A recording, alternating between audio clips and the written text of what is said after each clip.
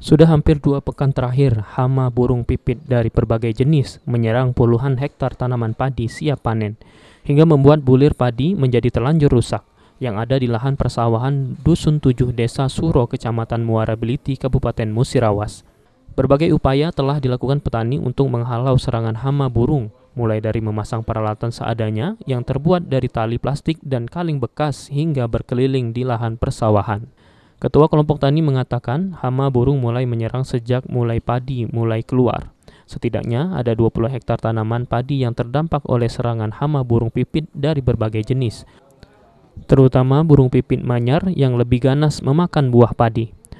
Mulai dari keluar Malai, itu burung yang banyak sekali, hampir tidak terjaga.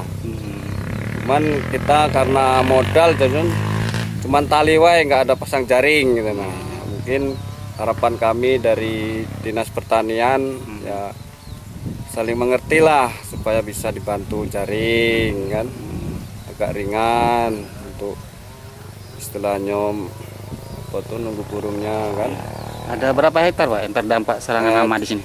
Sekitar 20 hektar lah. Terus ada burung ini apa, manyarin namanya apa? Pintau kalau orang dusun. Burung pintau. Nyerang juga ya Pak? Nyerang juga, itu lebih ganas itu. Lebih ganas itu.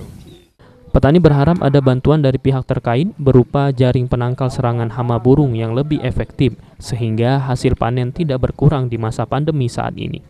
Adi Arianza, PAL TV.